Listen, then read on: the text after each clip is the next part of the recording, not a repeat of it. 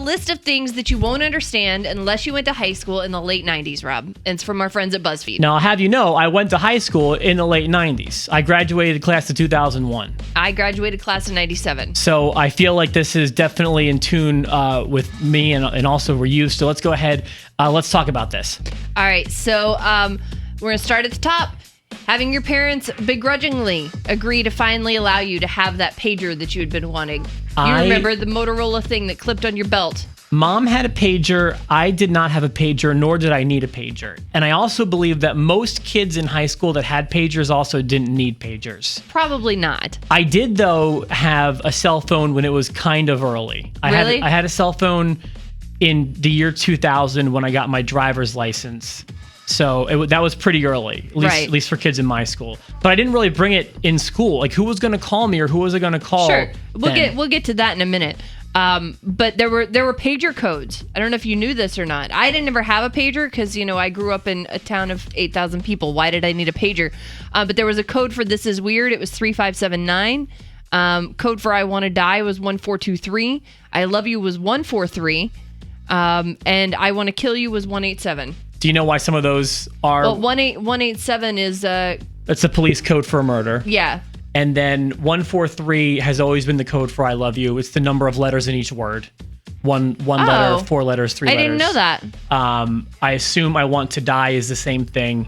"This Is Weird." I don't know where that one came from. But like, I don't know if it was an emergency when I was paging my mom, I was supposed to put 911 before the phone number in because like that shows an emergency. Right. We had little codes too, but I can't remember what they always are. Okay.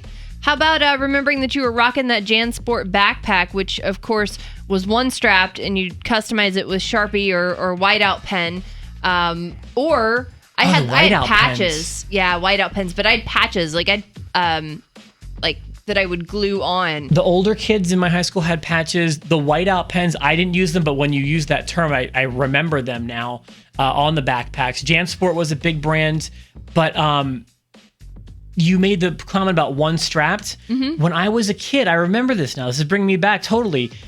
It was dorky to wear both straps. Yeah. It was cool to wear one strap. I still have a hard time putting on both straps of a backpack. And I wonder why that ever happened. I don't know. When did it become cool to take off one strap? I don't know. It's certainly not good for your back. Well, and look, you just had back surgery. Do you remember the Texas Instrument, the TI-83 graphing calculator? Oh my God, yes. Basically just so you could play Space Invaders with it? You know, they made you buy this calculator, which you used for like one day in Trig.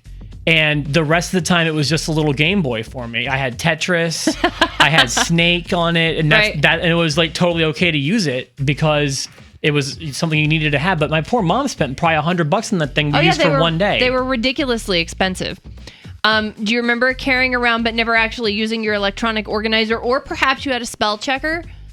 You know, I got a spell checker one time in my Easter basket, which is funny because it's Easter weekend. And I remember I never needed it. Like it was handy, but think about how outdated that would be nowadays. Anytime you type anything with a keyboard has a spell check attached to it. It just hung out at the bottom of your JanSport backpack. Yes, it did. Do you remember organizing all of your assignments and notes in your Mead 5-star notebooks? You know, I definitely had a Mead binder. It looks just like the one that's pictured in this, which I know people can't see, but I mean, it looks... They haven't changed. It's crazy. The Mead 5-star binders haven't changed since... They still look like that? Yeah, they do.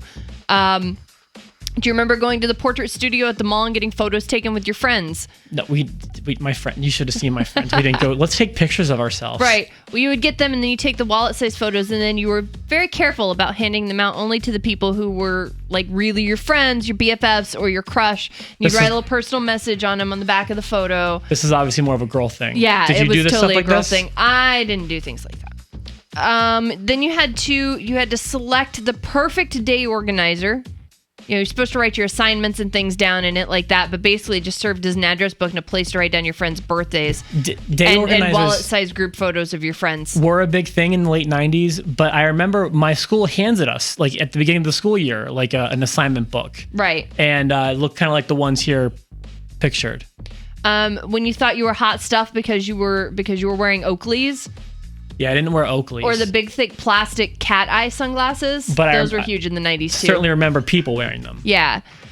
Or you were rocking the Adidas sandals with the little nubbies in the footbed, and you wore them with the white socks because nothing said stylish like wearing white crew socks with Adidas sandals with little nubbies in them. I never liked the nubbies. They were so uncomfortable. Either. It was like walking on nails. But everybody wore them. Yeah.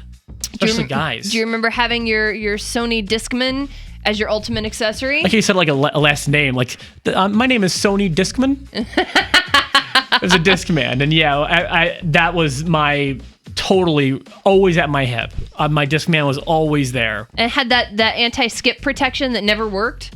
Mine never worked. I'd use it on the school bus. We'd go over a bump, and my CD would skip every time. I don't even know why that was a thing. It probably just wanted to make it look, more advanced or whatever. Mm-hmm. I had a Discman, or as Kat calls it, a Discman, with a radio built into it. So I listened to the radio on the way to school for like my favorite morning show. Mm-hmm. And then on the way back, I just listened to music. I loved it. Music was my life. Oh, yeah. Still is, obviously. The girls will remember this next one. In fact, whenever I mention this, your face is probably going to start to sting and dry tingle and the whole 9 yards. But you scrub the crap out of your face with the drugstore staples. The Stridex pads, the Oxy pads, Noxzema, Seabreeze. Clearasil. Mm-hmm. All that stuff. Yeah. I totally remember Oxy pads, Stridex pads. Stridex and Oxy were huge in the 90s. Yeah.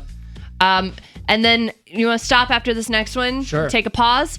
Constantly having to replace the lead in your mechanical pencils because you just clicked them too damn much. Yeah, I still like mechanical pencils. I like the sound they make when they press against the paper. It's different than a normal pencil sound. Yeah. So and then the frustration of having to use a regular number 2 pencil whenever you ran out of lead to replace in your mechanical. Like, what is this? The 1800s? I'm with a regular lead pencil. What do you mean I have to get up and walk across the room to sharpen my pencil? Everybody's gonna stare at me. I hope my flannel looks okay today. Right. Exactly.